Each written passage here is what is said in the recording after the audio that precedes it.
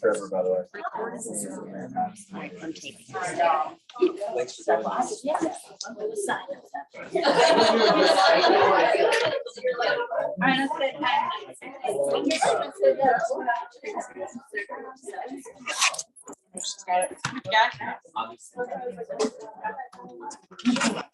All right, I'll just kind of get into this. All right, guys, we're starting. I didn't put any like fancy screenshots together or anything. I just tend to talk through things. That's just my style. But I generally start with the idea of, you know, what my approach to a listing is. So I thought I would just kind of go through that. And then at the end, we can answer some questions. Tina said we'll try to keep most of these trainings more 30, 40 minutes and then leave some time for everybody to ask some questions and see if we can all work through thoughts and ideas that come up collaboratively, because we're always have a lot better ideas all together than just one of us. But I tend to think about, and I will say over time, as you just get really good and it's kind of second nature to you, it's less systemized. But I try to sit still and think and like, okay, when I really had to sit and do this and like think of every question and every approach, I just want to kind of put together things I would say as you put something together that's you and your style. Because the other thing you will find, all these top teams, I've studied them all, I've seen them all locally, not locally. We all have a little different flavor. And so you don't have to do it one way. Tina has her thing that she studied and does and trains on, and then I do mine, and I just take my agents with me and say, hey, go with me a few times, get it, feel it, understand it, and then, you know, speak it from your heart. You will find in sales, you're not selling anything if you passionately believe in it and you convey it that way. And if you, a lot of times too, just confident energy just gets it done, right? If you're just confident, don't really know what you're talking about, bumbling a little bit, kind of umming a lot, then they're not really into it with you. They kind of, you just didn't build their confidence on it. So I tend to get calls.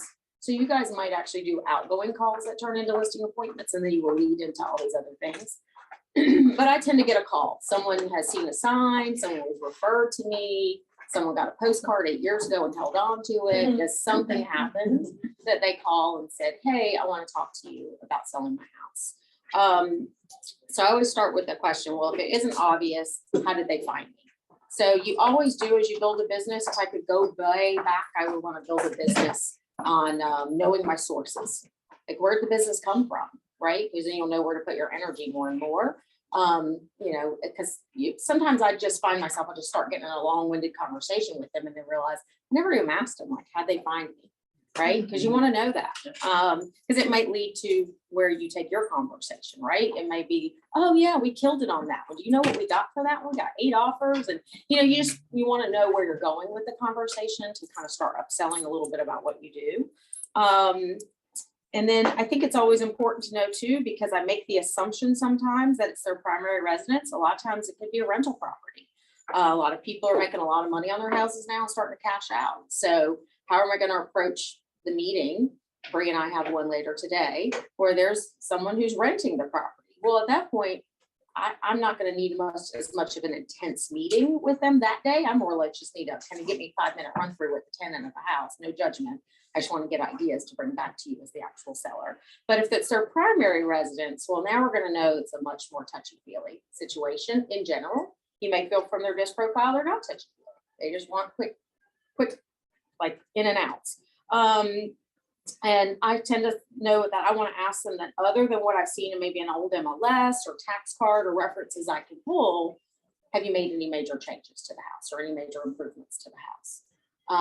And what you and I may consider changes that would improve the value versus what they consider changes that would improve the value would be interesting too. So you want to take that in and not react, but take the information in. You know, oh, we've done all these things, and oh, we put bright red carpet through our house. I had that weird. We just put in new carpet, and you arrive and it's bright red. Like, how are you going to handle that conversation? What you want to know, of course, timing. Everything in real estate is time and money. If you haven't figured that out, it's a balance of people's time and their money. How urgent things need to happen versus, you know, what they will take as money or want as money. So I always tell people our contracts are time and money. So price and a closing date. That's all surrounded around how we're going to balance that So you want to know what their ideal timing is for moving. Then I'm gonna create like mentally what you need to start saying around their urgencies or non-urgencies. And where are they planning on moving? Sometimes I'm just walking in the door the first time and going, hey, I know we're here to talk about you selling your house, but where are you going? Right? It starts that whole conversation. Do they need a referral? Go out of town? Do they already own? I've got people this past week, they already own a house in Lake Gaston and their kids are in college. So they're not buying anything new. They're just cashing out of this one. So you'll just kind of find those things out and know where to take your conversation. I think this is interesting to ask people if they've sold a home before. Some people have, but it's been, hey, we've lived in this home 20 years. So it's a whole different ballgame.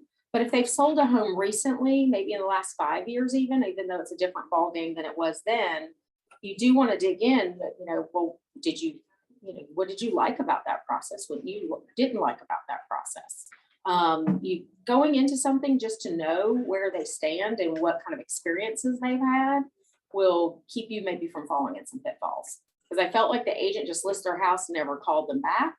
You'll know they're probably looking for some pretty strong communication. If they loved everything about it, it just went quick and fast and everything was great, you'll feel like they're pretty confident in realtors.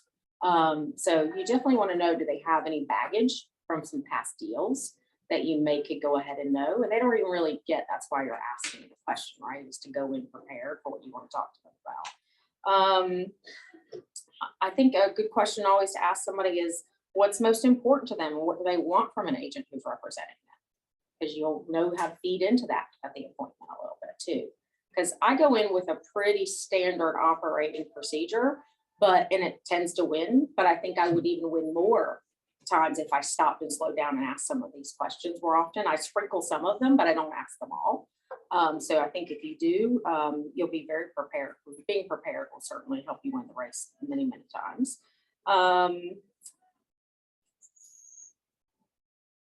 I think asking them, do they know of any projects that they still have lingering around in their house and they want to take care of?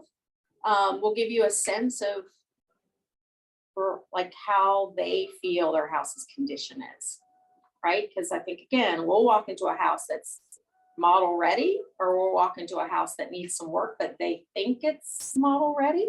So knowing their temperature on what their thoughts are, rather than just what your thought is, to how to process and how to be delicate about those things is important. Sharon, could you repeat that question that you asked them about project? Yeah, I just put, do you have any projects you would like to have completed prior to selling? If you were to move forward and sell your home, do you know the price range that you will be looking for? That might set your expectations on what they think the value of their home is.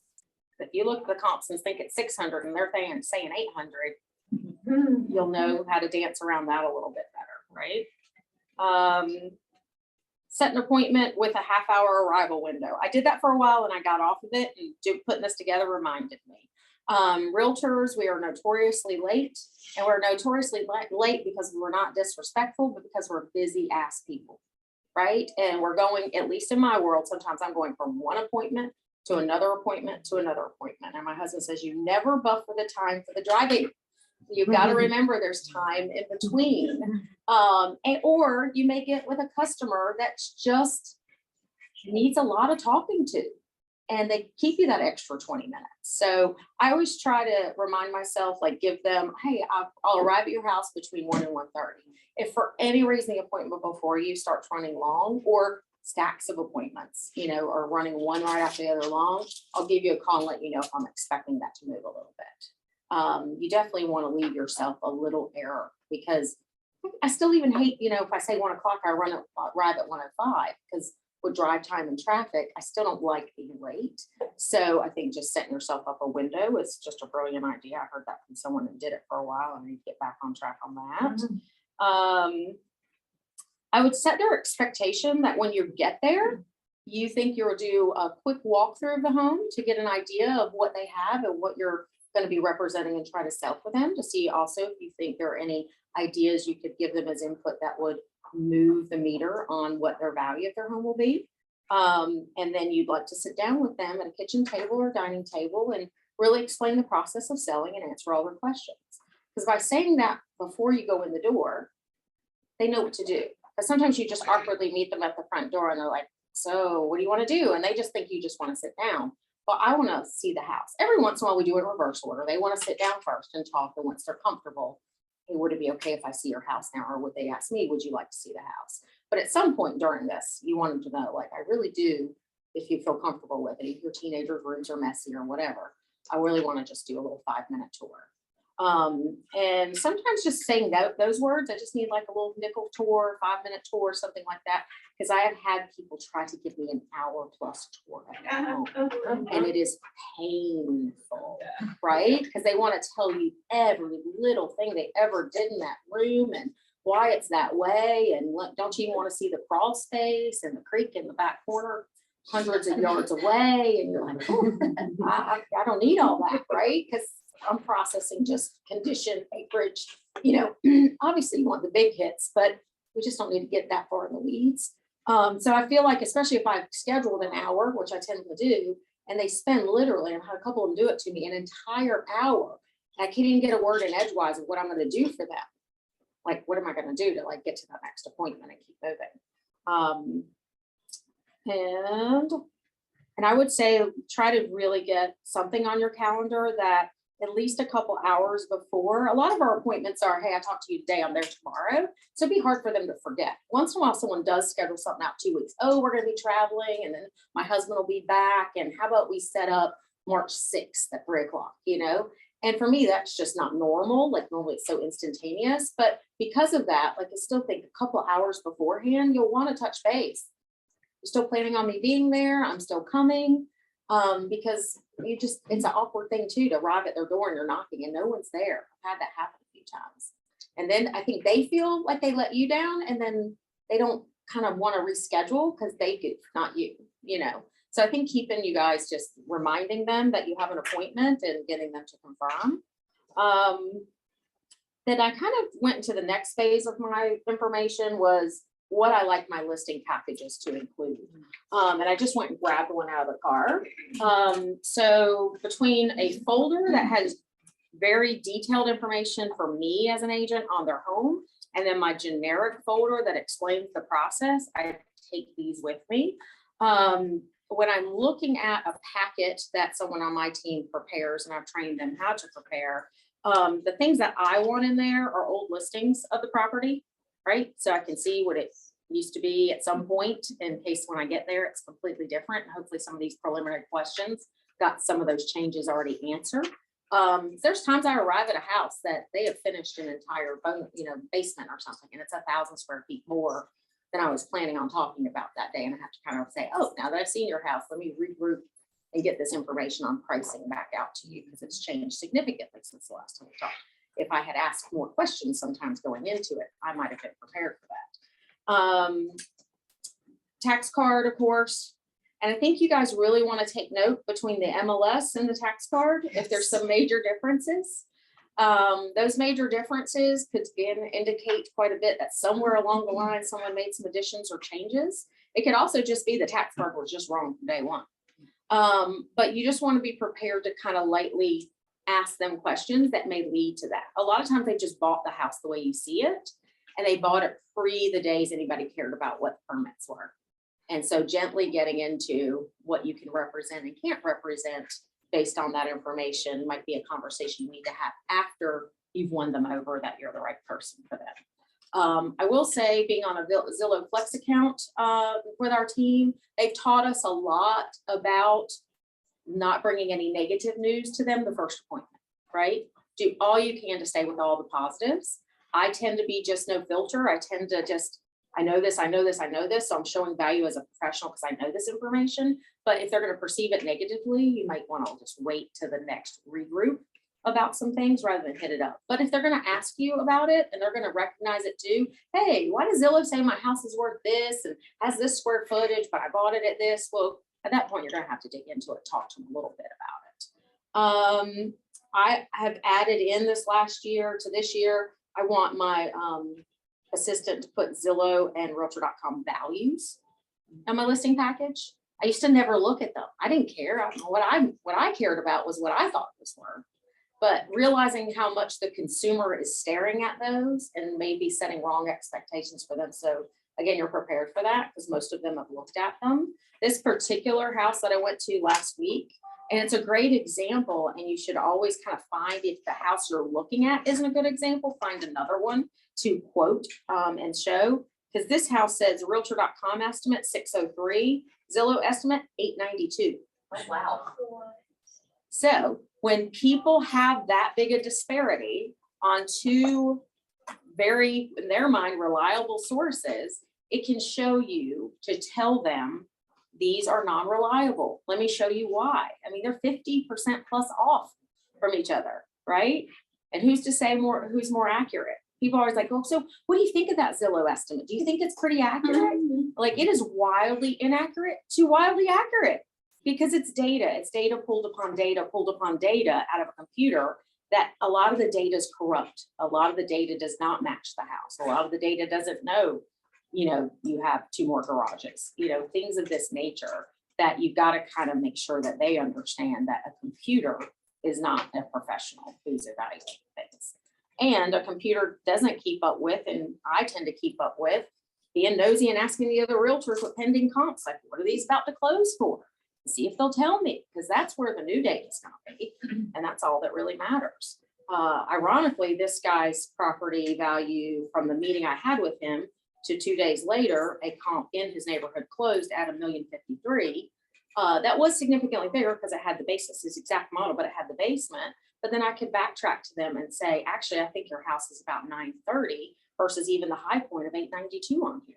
But at our meeting, I told him it was 8 to 850 on paper right then. As soon as this next comp fell in, let's see where it's at, right? And then they know you're on top of it, you're watching, you understand that this market changes week by week. All of our meetings, I told people, all of our team meetings focus on what do we offer and not get, what do we offer and get, and what did our listings get? Because we have to know where the line is each week when you're talking to these sellers. It is not easy to come up with a price and set their expectation for what the price will probably be versus there's maybe some icing on the cake to be looking forward to. Sharon, do you always give them a range as a listing point? I don't. Actually, 90% of my listing appointments, I don't tell them a price Okay. at all. If they push on me, I may say, hey, these are my indicators because I have stuff with me. I'm going to tell you more of what I have with me that may give me indicators. But for me, I've never pinned myself down unless it's so cookie cutter and I sold the last 8 houses of 10 in that neighborhood. And I'm just like that. Yeah. I like to, not only for myself, but for them, tell them now that I've seen your house, I want to go back and look at it from about 3 different angles and give you confidence of where the price point most likely will fall. Versus trying to close them with a listing agreement. Yeah, that's never been my style. It may be your style and better for you. I've always walked out the door without, I've never gotten a site listing agreement at the door. I don't even spend my time on that. I get their bond and their commitment to list with me and I leave. And then I give them numbers usually the next day. Promise that, let me process this and give you some numbers.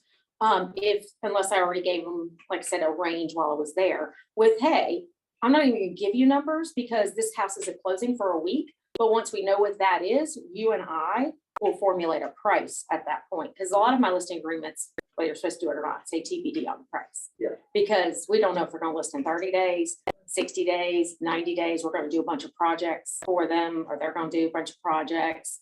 They wanna list with us, but they don't wanna sell until they found the house to buy, and we're doing that strategy. But I want their commitment to list as soon as possible without feeling like they're cornered in on a price. Yeah, that's helpful. Thank you.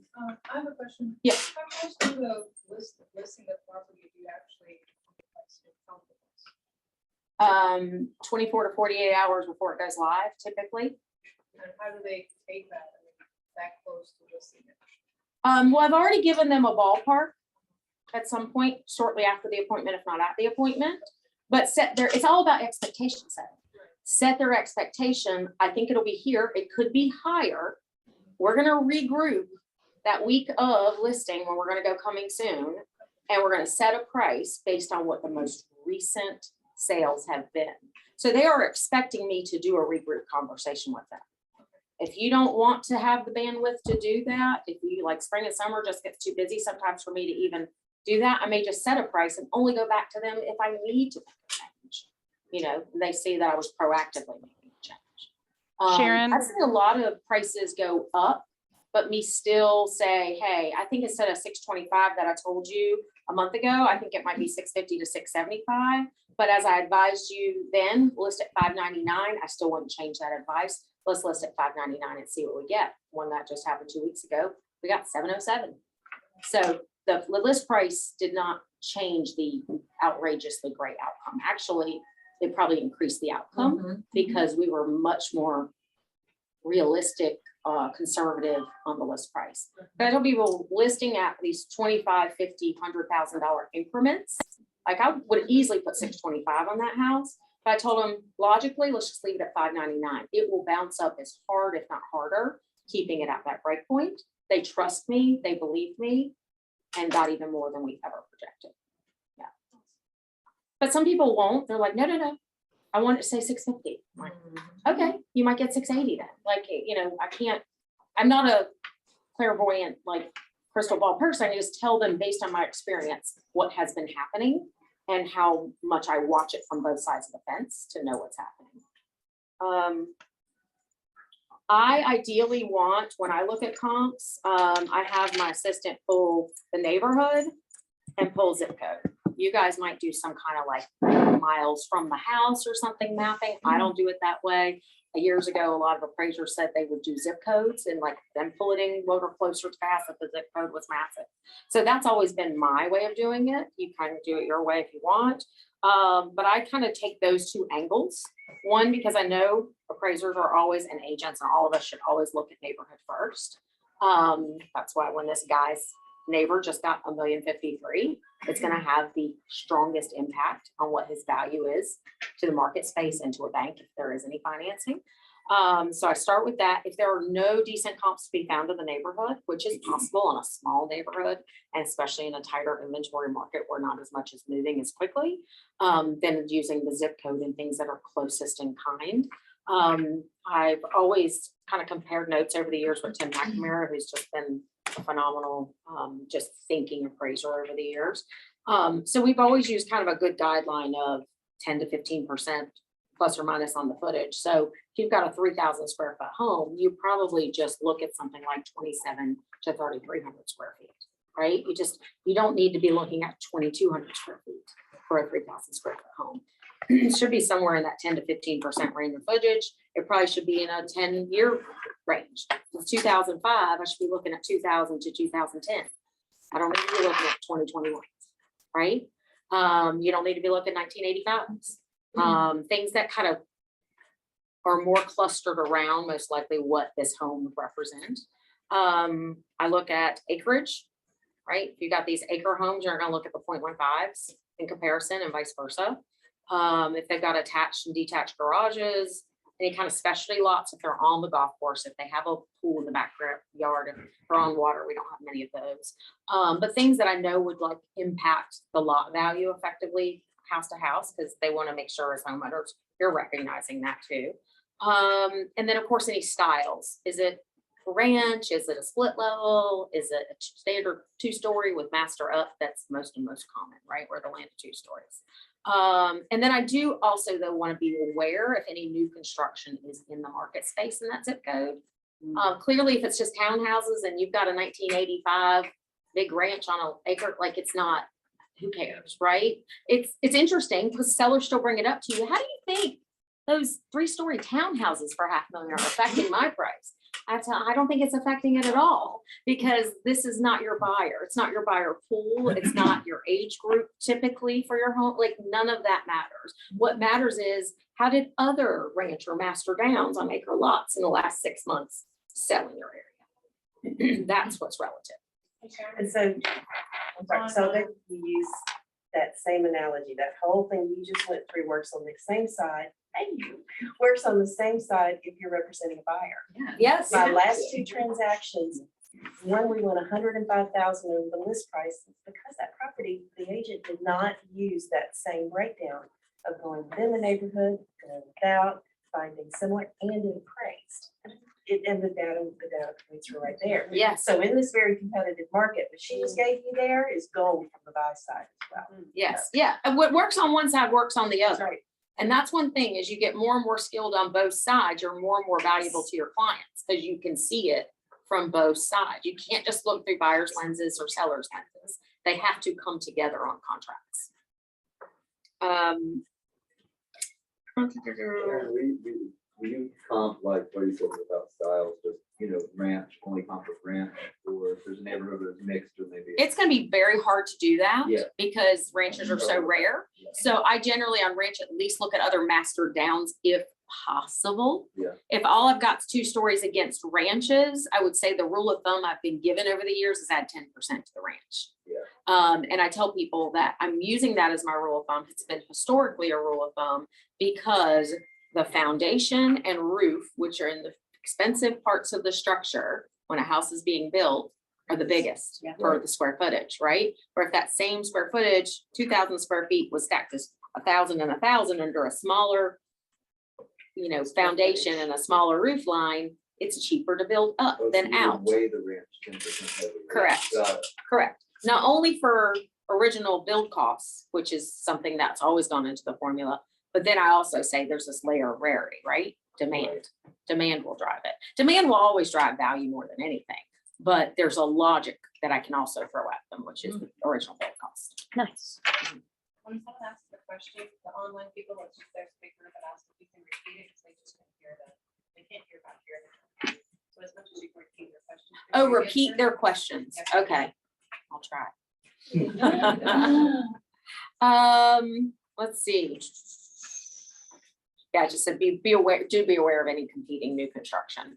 It is funny. I have found people that maybe have a 10 to 15-year-old house over the years and think their house is worth what the new construction is worth. I would say in the old days, that could never be true. People always pay a higher sticker price for new.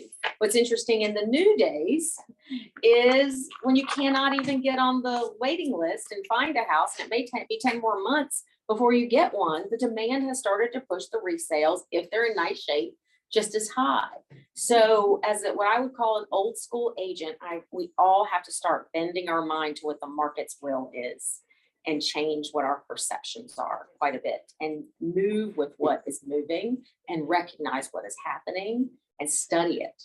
If you study comps and data and numbers, it just starts shining through of what's happening.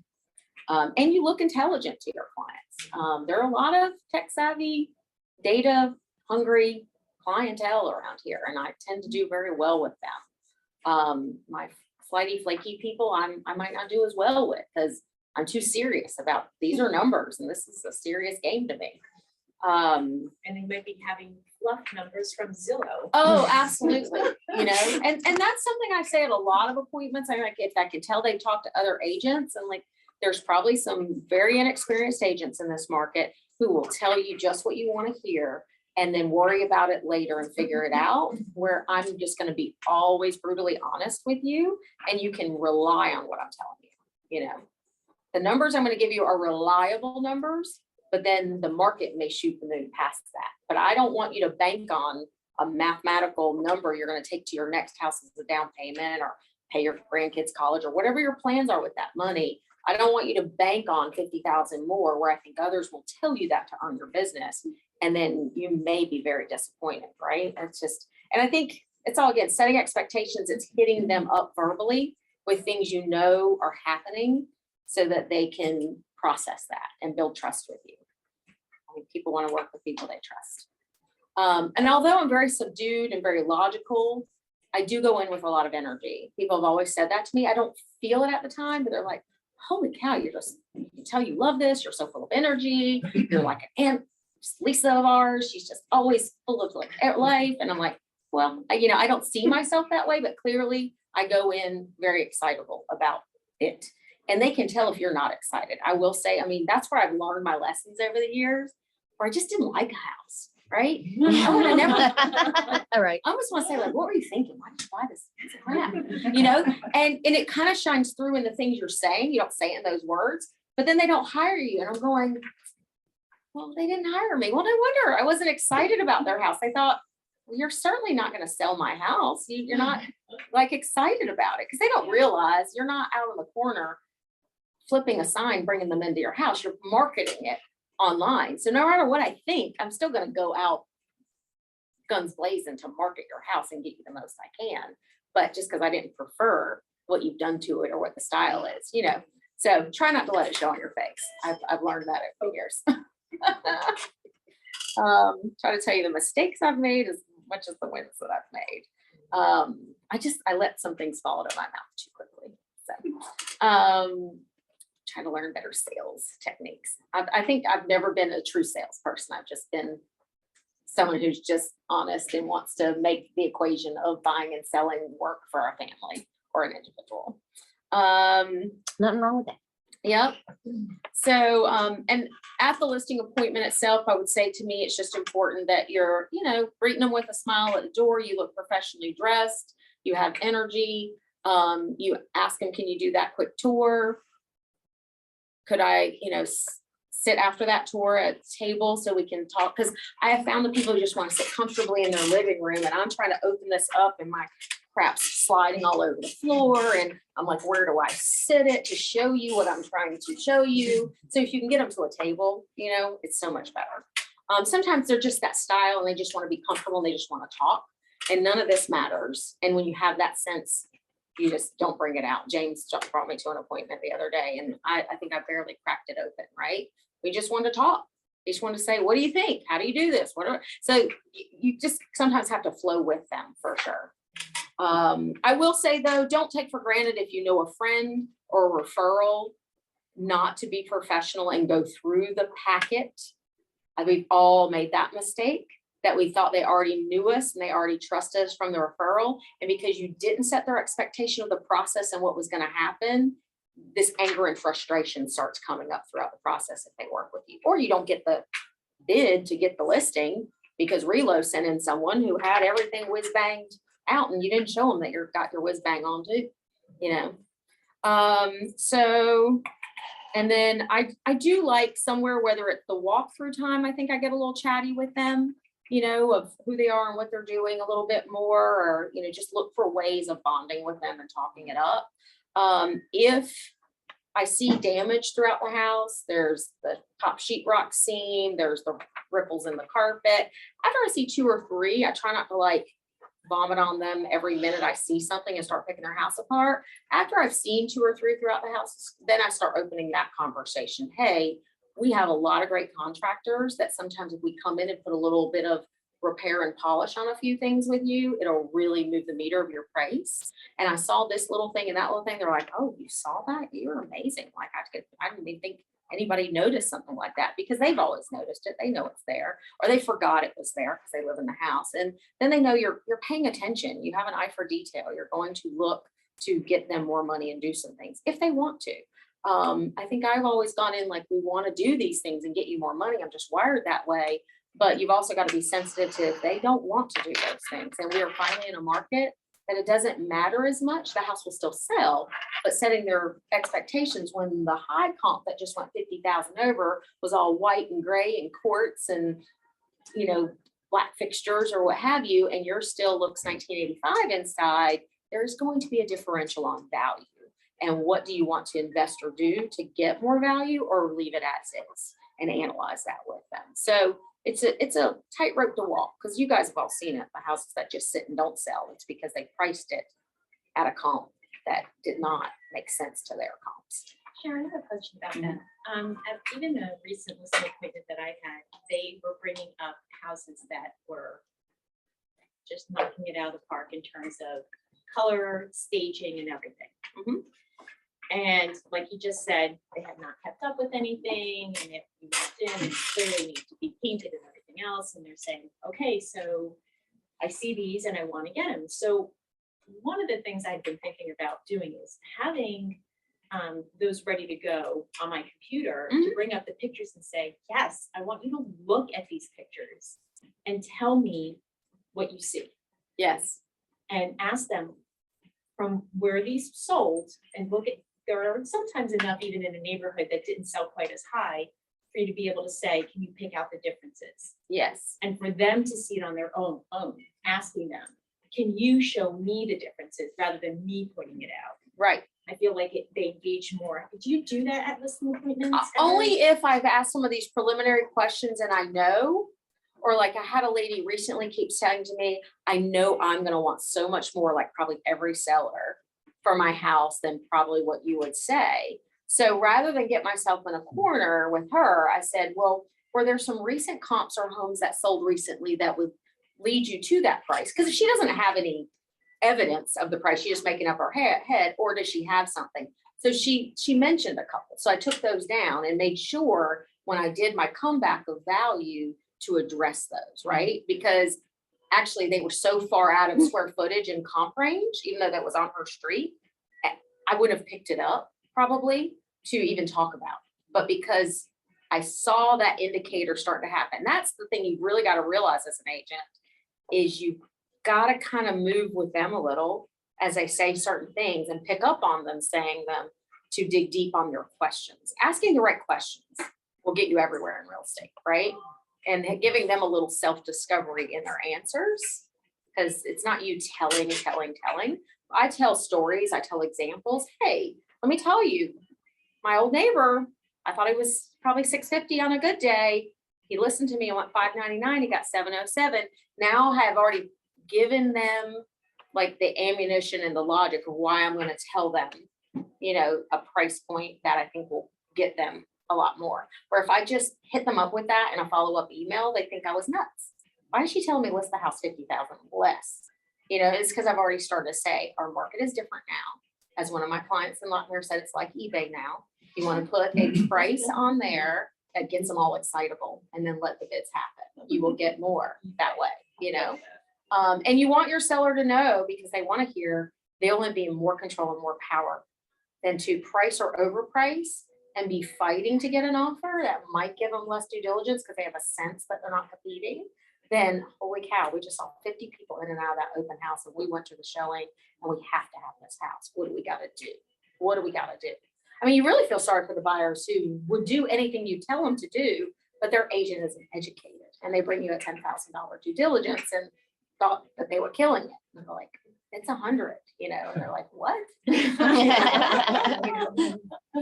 Sharon? Yeah. Going back to that woman you were just talking about using other comps that were not clearly her comps. Yeah. What did that conversation sound like that you had with her to let her know that those were not viable comps? Well, when I'm face to face, I just said, I will take a look at that for sure. So when I put everything together and explained what I'm explaining to you, when an appraisal's done and things that are considered comps tend to be within this square footage range, this age range, the sale date range. Well, I see you're bringing that up because it was on your street and it was in the 800s and your house is in the 600s. You know, I didn't say those words, but that's what I'm thinking. Then I start, you know, laying the ground why I wouldn't use that as a comp, right? I educated her. I gave her all the logical reason of why I wouldn't. But this is a really structured email that I do to them and then follow up with a call after I've given them the time to kind of look through it, see if they have, and I always invite them if they have any questions or concerns. 90% of them, if they liked me and they're going to list with me and they followed it, they immediately just email back, yeah, I'm ready to go, send me paperwork, right? I don't even have to have a conversation, but I'm always opening it up. And if I don't hear from them, they go a little crickets on me, and I'm trying to get them on the phone, right? And just see if we can talk through it. Do I need to if it's an important enough listing to me too, like, should we get back face to face and go through this? I just find most of the time people don't do that. They get it when you lay out. This is kind of the rules of our real estate game, right? Right. So yeah, I'm always trying to find a little bit of what can I chat with them about, whether it's their kids, whether they have kids like mine that are starting off in college, whether they have rental properties, like in Apex, we went down that rabbit hole for a little while because they just want to know, like, you're competent, you have something in common with them, like just things that you can bond with them over. So I'm always looking in the conversation of their lives and their family and what they do profession-wise. Is there somewhere I can bring up some relatable client that I had in a similar situation, or myself, or an agent on my team, like any of that? You just want them to feel like they've got some common bond with you and that they can relate to you.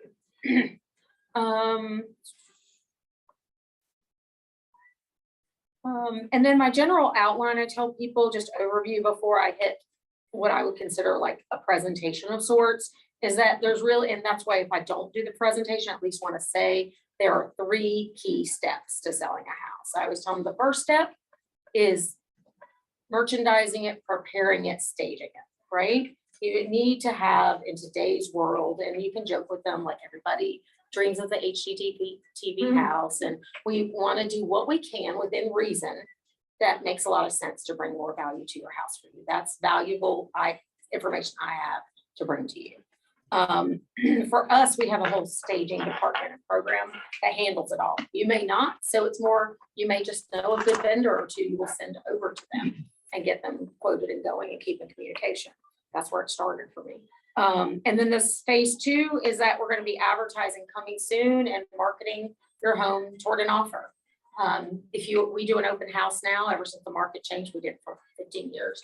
But now we do at least 1, if not 2, that first open weekend, because explain to them, it's not about selling the house at the open house. It's about creating the anticipation of how many other people they see, because the people who like the house, who came for an appointment or came to an open house, they see others are interested. It's creating that energy behind the house. Obviously for us, it's a good way to get belly to belly with potential customers. So that's why we do it, is really to pick up more customers. But when I'm selling it to the client of why we do it, it's truly for them too, because it does give them a lot of energy out the door for people bidding on their house. And I've had many people right after the open house, hey, I know we submitted an offer, we're changing our offer, right? So you can give them those examples. And then the third thing is contract closing. So, and when I tell them there's these 3 steps, every step is just important as the other. Without one of them, you're either going to have failure or struggle through the process, or not get as much for your house as you should. So you want all these 3 phases working very seamlessly, professionally, with people who know how to do it. Most of the time, once I've hit the integral steps of these steps too, that's when the person who thought they were going to for sale by owner said many times to me, oh, I thought I was just going to put up a sign and I was going to sell my house. I had no idea what all went into this. And now you've proven your value, you've proven you're bringing them value, right?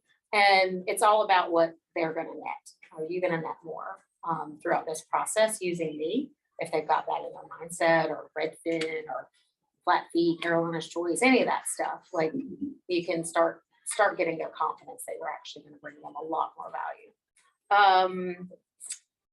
And my brochures or my package, I would just always include kind of this process of, hey, this is our prepping and staging, this is our marketing, this is where we put money in Realtor and Zillow.com and things of that nature to get you bounces on things, how our coming soon process works, how our open house process works. So I'm just kind of hitting those and explaining them to them once I say there's 3 key stages. But then I have a separate side that's kind of, I call the business side of things. It's going to have the sample listing agreement. It's going to have the sample offer to purchase. It's going to have all those real estate commission brochures about inspections and terminologies. And it's going to have a seller net sheet. And the seller net sheet to me is really where I'm kind of wrapping things up to explain to them, there's going to be a price you're going to land at. I'll start with a projection now. Then you're going to have an attorney fee for your deed. You're going to have commissions. You're going to have prorated taxes. You're going to have, for us, we have a doc fee. We're going to have a transaction fee, boom, boom, boom, and then we're going to net you out. And this is where I'll get you a fairly good gauge. And then I tend to ask them, what do you owe on your home? And I tend to walk out with that number. So at least I can give them a little bit of a gauge of what they're going to net, because that's really what they want to know at the end of the day, is where are they going to be. I had an agent we're closing actually this morning, a house that was $1,050,000, who's in EXP group, our group. And he questioned me a day or 2 ago. He goes, I see you charge them 6% and you charge them a $4.90 transaction fee. How did you justify that? And I mean, who knows the tone, but that's how I shut the tone in the text. Yeah. And I said, justify? I don't justify anything. I go through, this is my net sheet, and they're nodding their heads. They want me to be their agent. And we signed the deal, right? Like they never question it. 90% of the customers take it as, this is the process, this is fact, and they sign. If they question, I said, now I might get 10% of people who question it. Then I reiterate, it's a transaction fee that covers documents and errors and omissions and things from our company. is charged on all listings. I've seen them as low as 300 in the market, as high as 1,000. We're kind of a mid-range at 495. 90% of them never ask again. They click the signature button. And that last one that throws a temper tantrum, I'm not paying that and paying that. You should cover it. Okay, I'll cover that for you. Will that make you, want to move forward? I don't want that to stand in your way. Yeah, I'd feel better about it. Okay. And you look And then like you a sign. hero. Huh? Then you. Oh, look yeah. like a Then hero. I'm covering it for you. I'm going to take it out of my That's pocket. what I said. So just, it's all in how you present something, right?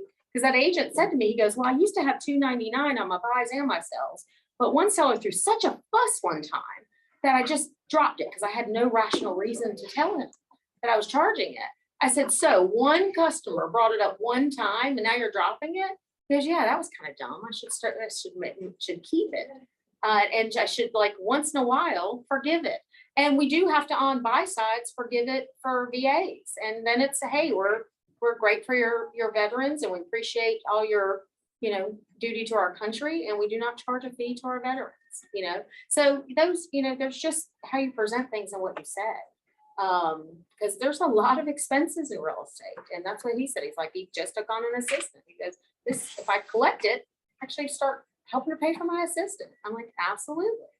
So when you start spending 10 and 20,000 a month on Zillow and Realtor.com and stuff, you gotta find places to put some money into it, otherwise you can't make the wheel go around.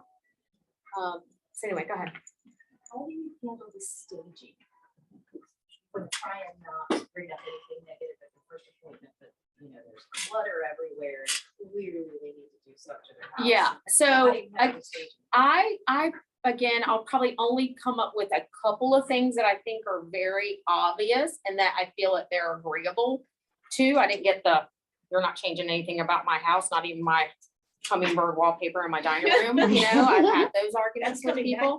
Huh? Oh, I know. Just like the 95 brass is coming back. I'm like, no, Yeah. no, it's actually different. I promise you, it's not this builder grade stuff that's gonna be considered in. So yeah, I tend to mention a couple things because I don't want to be the bad guy and pick the house apart. And plus it's just time consuming. So, because they can literally a lot of them they'll have their little notebook and they're like, okay, tell me. I was like, I have a stager. She's going to come through your house. She is going to give you a very detailed room by room. That is what she's paid for. And she has an eye for it and she's fabulous. I'm just here to kind of get the generalities. I'll give her some heads up on some things. And then again, throughout, I'll probably mention a couple to feel their temperature out. And then I'll go ahead and prep her. They already know these, but guess what? I saw this, and this too. And then she does her thing. And then you pay for that consultation to go to. I have a full-time person on staff. So, Okay. it's already a part of what we do, except for I rip that page out when I know I'm walking into an as-is inherited property. Right. That there's way, I went to one the other day, there's no way, wherever you start and try to end, it's like a complete crazy flip. We've practically flipped houses before, but this is crazy 1930 house with plaster cracking and a pool that had a tree go through it in the backyard and all this crazy ass stuff. And, it's almost like semi-hoarderish inside us, it's land value at this point for this property. It truly is. So I didn't even have to get into that. But then you have to know your audience. You have to know what you're going into and even shape shift a little at the appointment when you know what you're getting into with people. Sharon, Can I ask a I'm curious, question? In your opinion, at what price point do you do the staging? Like if it's an empty, townhome or home, or at what price point? is it Only because it's a advantageous? full-time employee for me. She does it on all properties, Okay. right? It's a part of her job that Right. when the deal gets inked through DocuSign, that she knows she's up and she goes through, makes them a plan.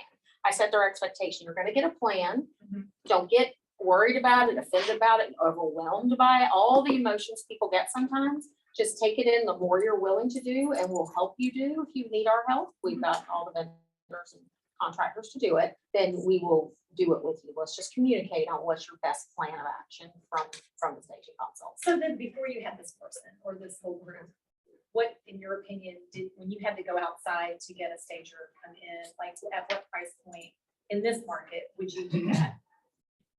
I never had a cutoff, just honestly. Okay. It just had more to do with, because I either did it physically myself, or then I put someone in my office, because a lot of it turns into what we call vendor management too. Hey, we want to take those brass light fixtures out, want to change our appliances to stainless steel, we want to throw granite in. A lot of that we're starting to back off of because the market isn't giving as much of a differential for it. But it used to be before, I could tell somebody, if you put 2,500 grand, I'm gonna give you at least 10,000 more. Would you like to make that return on your investment? And most of them would say, absolutely. You know, what else can you do that will help me, you know, amplify my dollars? So I never, if I know a house needs work and can make more money, I'm never gonna like hold that back. Just as how I'm wired. We got a couple of questions coming through on the chat. Do you ever have anyone who asks how many houses you have listed? If you were brand new, what would you say? Oh, I think you pivot and turn. It's like any interview question that you've ever had in your life, right? And they ask you something you don't know the answer to. You pivot and turn what you do know. You kind of have to just fluff it a little bit, right? Well, I've had several listings this year, but they've all flown off the market so fast, so I can't even keep what I would call inventory or have listings. Oh, nice. But Yeah, that's good. our group as a whole consistently networks and brings listings up that we will market and, you know, see as kind of value to our customers. And a lot of times when you're new, you have to leverage the group you're a part of. And you guys are really fortunate that you're a part of a big group that has a lot going on. So you could bring forth, if you know you're new, you need to bring forth things that were maybe in that zip code or that town, if it's Cary or if it's Apex or whatever, that the group has sold in the last 6 months. And then you've already walked in with that and they're not questioning if it's yours or someone else's. You know, these are the houses we have been selling and look at the results we've been getting. Awesome. I know you mentioned briefly what was in your packet, but can you go over that again for us real quick, like what you put into your listing packet? So the actual individual packet on the house is always the tax card, any old MLS listings, neighborhood comps, and usually my assistant goes ahead and does all the neighborhoods. So if they do bring Oh, up nice. the Okay. wild one, you know, in the last 6 months, or some people want to bring up one 2 years ago. I don't know why they want to do that, but we tend to do 6 months, like in the neighborhood, so I can narrow into the gradient of where theirs would fall in those based on square footage and features, and then zip code. That's more honed into age and size and things of that, and features that make sense. And then I hit with just a presentation packet that talks about merchandising and staging your home, marketing pieces we do to make sure people know. A lot of times I bring up, we have a strong network of agents that we're always on a Facebook group together, sharing what we're in search of and what we've got coming. And we a lot of times get these amazing coming soon sight unseen offers to even like have available to you to take now or wait and see what else you get, but at least start stoking the fires. And then of course get into that. We have a, you know, very point by point closing contract closing, you know, and then the whole idea. You need all three. You need marketing, you need pre-marketing, you need and staging, you need marketing, and you need closing. Marketing and closing. Yeah. And then other question we had come through the chat. Your stager was, do you have your own staging company or is it just somebody that's on your staff? Yeah, she's hired to. She's do- your staff. to, Okay. do our staging plans the way we want them and help manage vendors and contractors to get the work done. Gotcha. Okay. That was it for what's come through the chat so far. Great job. Tons of nuggets, right? Oh, good. Yeah, Um, indeed. So you guys know when I do this stuff, like, to me, it's just like in my brain, it's what I do. And then everybody's like, oh my gosh, that was so good. It makes me feel so good. But to me, I don't feel like I'm doing anything special or saying anything like worthy. So I'm glad. I know that you are. Glad you get so are. But Uh-oh. so no, not but that. There's so many listings and it's such a competitive market. How do you feel about lenders reaching out to you on behalf of their client? Email, phone call? Is it cheesy? What can they say to of course, they're going to say their client's great. For me, I don't care. I hate to say that. I just don't care because the due diligence fee is all I care about in today's market, right? Because if someone's going to give me 30, 50, 100 grand, I don't care what your letter even says. Yeah. Like, because my client should just care if they can't get it done, I get to keep their money. And that's the number one thing, because people can have a bad dream. Their mama can tell them you're crazy, don't buy that house, like whatever, right? And not buy your house. So the same thing used to happen when we had this due diligence thing to me. I tell people, you've got a lender letter, it makes you feel good. But when we only used to get a couple $100 on a due diligence fee, and then people would have 3 or 4 weeks, or they could back out before their next 5 grand went in. And they said you could back out for any reason or no reason. I literally would say, I don't want to scare you, but they could just have a bad dream and wake up and not buy your house. So it's great to know that a lender said that they can get a loan, but that is not the number one criteria when Right. someone's gonna buy or sell a house. It's, do they want to buy your house? Right. And we can't read their mind. We can just tell by what they offered you, right? And today, due diligence speaks the loudest. True, very true. Do you leave your listing presentation with the sellers? I tend to leave the package of things. Of course, mine has a page on accolades, you know, what Yeah, I've a done little over bit the about you, years that and kind of my stuff. reviews or something like that. So yeah, I tend to leave that because the business side of my folder with the net sheet on top, it just can always be a reference for them, because if their house does get 30 grand more, transactionally, you get approximately 30 grand more on the bottom line. But some people like that. They like to be able to like look at the numbers. Look at it and see fill it, out the yeah. numbers. All right. I don't every time, but most of the time. It just depends again on the Yeah, on the style of person. situation. Yeah. When they tell me done deal, just send me the paperwork, I'm ready to go. A lot of times I ask them, do they have a key? Because we need to set up your lockbox and start my stager and my vendors and everything going, if I've already kind of gotten into that a little bit with them. So I do think you do need to look for closing things. Hey, are you, after all this, you think I'm the right agent for you? Do you have any further questions? Are you ready to get started? Are you ready to hand me your key so I can get this started tomorrow for you and get Karen in action? Like whatever close you feel is the right close to know. And you're gonna have those ones. Well, I have 3 more. I have to talk to them before I feel comfortable, right? Yeah. Okay, well, will you do me a favor? If you hear anything that they say that I didn't cover, it's hard to cover 23 years of experience in 1 hour. And there's a rhyme and a reason to what I'm telling you and not telling you. If they bring up something, back in the day, people bring up home warranties and all this like frilly stuff. Yeah. They bring up something I didn't bring up. Will you bring it back to me just so we can discuss it? And I can tell you why I think it's good or bad, because you'll find I have a very good logical reason for doing it or not doing it. And that way, hopefully you've gotten them to promise to come back to you before they make a decision. Because you just don't want to get that call. I went with somebody else because they offered a little lower commission, or I went with somebody else because their company offers a home warranty up front. I went with somebody else because there's the moving truck. I almost lost one in Wessex years ago. They're like, you know that Linda, she offers a moving truck. I was like, okay, Oh my. it's literally a basic U-Haul truck. I will give you $100 for a moving truck. Can we get this going? And back then that was like a 6. Sure, that was a lot. Yeah. And that was a lot. Today, Yeah. that's like, chump change. But then it was very important, and they're Yeah. like, and they appreciated that I fought for the listing, and they bought and sold with me and divorced and done many transactions ever since. I got a couple more questions coming through. If someone asks for video, do you include it even if you know they don't really need it? I'm not sure what that means. Video It's- tour. It's probably, Okay. Probably video tour. Yeah, I would, because when I send the photographers to most houses today, anything 500 or more, I'm going to send a real photographer versus our stager taking some pictures. I'll be honest, a $300,000 townhouse is going to get 25 offers, and we can get some good photos. Sure. I tend not to have to bring in the professional photographer and get on their schedule and just really get a good product going enough to get it going. But yeah, if my guy's there, I can do the adder of the drone video if that's gonna make or break it, for sure. Okay. And then we've got one more. Are your sellers mostly referral based? If not, what lead generations are you seeing that are working best for you?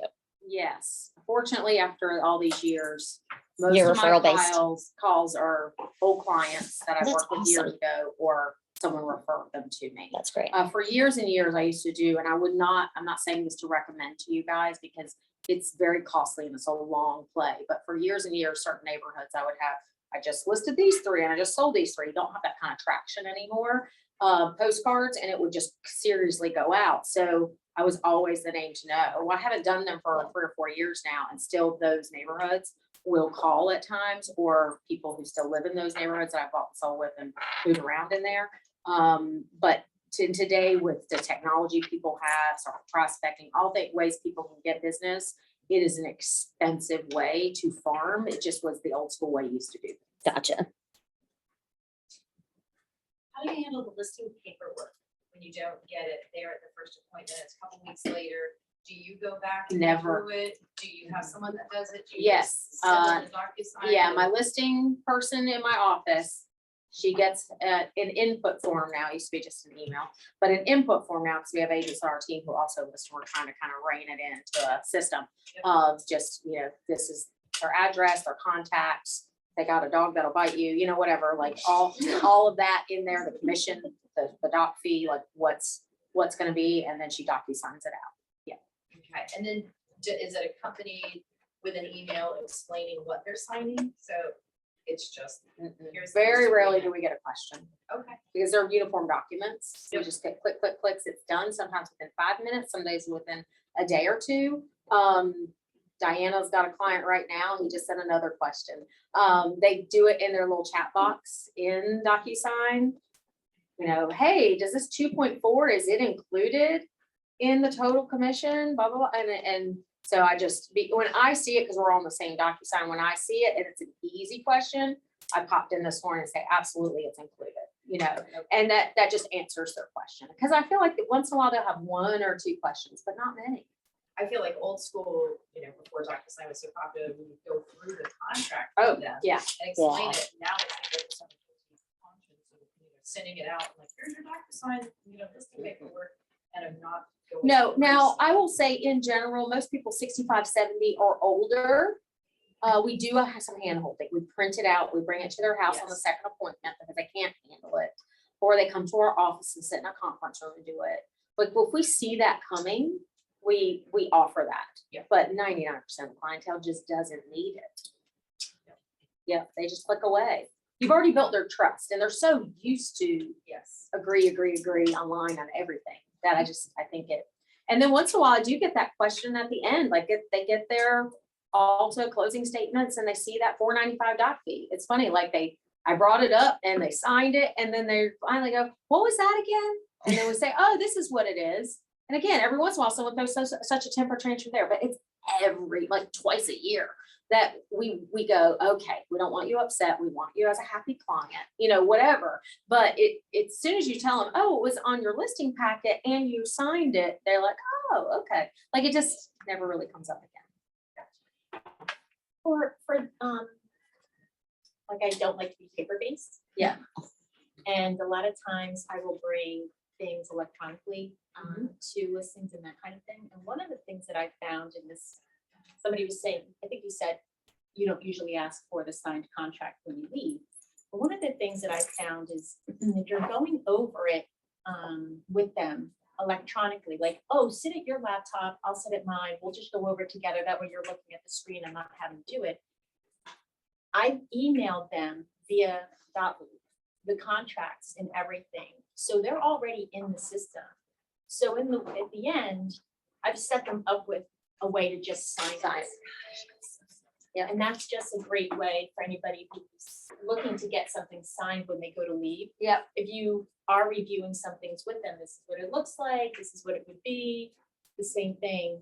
You can perhaps get a signature right at the end, Yes. if that's what you're looking for. My biggest thing was for me, I found when I used to do it that way, it was another 45 minutes to an hour. Oh, of my gosh, yeah, time. for sure. Sure. And I just valued my time more than that at this Yes. point. And I thought, if I have a fallout once in a while who doesn't sign because they changed their mind, well, I think if I got them to sign then, they'd probably throw a temper tantrum the next day or two and say, I changed my mind and I have to terminate it. So I want to walk out, feel good about the appointment and either feel that they are on go and I send my manager, send them documents, or give them a day or two that they needed to marinate and talk as a couple or whatever their style was to like then follow up and get it. And that's just how it's always worked for me. I don't have, I think I just don't have that, like my insides to start crunching up, like just sit still that long with someone. It makes me nuts. So now I don't My mind general overview. explaining. Like, I know the contract inside and out and I can explain it and I can get in the weeds on it if they want of why this and why that. But I just, for most of them, they don't need it or want it. So. Yeah, another question for you. And I know there are different philosophies on this, but like the buy, like you want to sell, what you need to buy also. Like, where does your brain go on strategy with that? I mean, obviously there's a million factors. Yeah, it's to me, it's always, have you explored or should we go ahead and explore, can you buy without selling? Yeah. Most of my clientele today have found, this is kind of the dialogue, right? Have found they can And as long as they can, then it just becomes a discussion of where do we get that money for that due diligence fee? So then it's an equity line, it's a personal credit line, state post credit, do it in 3 days. It's, whatever options you have, or some of them just very conservative. I tend to have a lot of financially conservative people just have cash sitting in the bank. And, so are you prepared if you needed 50 or 100 grand to put that down? And then someone who comes your way will patch that Right. with 50 or 100 grand potentially, maybe half to all of it. I've had ones where deals fell apart, they would actually make money for what we put out versus what they got. The smaller houses were getting bigger competition. So it's just kind of explaining to them that. I think some of them, we just had somebody recently that they thought at first, because their old school conservative mindset was, well, we sell and then we buy. So we were going to prep their house and then sell, or at least have it like ready to pull the trigger. Yeah. But then when we kind of educated them on a second Zoom call after we had done the face-to-face with them, that they actually have enough sitting around in different accounts to show, even if they don't pay cash, to show they can pay cash for their new purchase. And they had enough to do the DD fees and they qualified, like got them confident they would feel much more comfortable buying first. And then So for those now who we're gonna can't- have to buy then for first. those who are not qualified to buy first, Then we just have to go with, get it there's ready to there- list and then start looking. there's nothing else you can do except build your confidence that what you can buy for the money and that you've got to be ready to jump out there and do it. And at the point that we will do all we can to get you 1 or 2 month rent back, so that you will have that lap of luxury too, to be able to hopefully transition. And we've so far have not had people end up where they've had to move again. And they're much more confident on the numbers they actually received to be able to do that next purchase. So still approaching the sell first with the lease back. And then. Yeah, I Getting mean, it there's on the really market nothing and else then- they can do, right? Yeah, getting it on the market and then putting it on. Right. Because they've got to remove the anchor of selling the house to ever buy. Yeah. They've got to remove the anchor to sell the house. So Yeah. it's kind of like when people say to me, oh, I want to go around and shop and shop and shop and look at houses and look at houses. Okay, we need to do that a couple times, set your expectation. We don't even have inventory anymore, do that. I can just send you online things Yeah. that have happened in the last few months. That's the best we're probably gonna be able to do. But before, we could take them out 1 or 2 afternoons while they were prepping their house to build their confidence. But the houses that will be available when your house sells are gonna be the houses that are gonna be available when your house sells. So no matter what we do to try to prepare for this, at a certain point, you just gotta be willing to just jump in and do it, you know? Finding that DD. Yeah.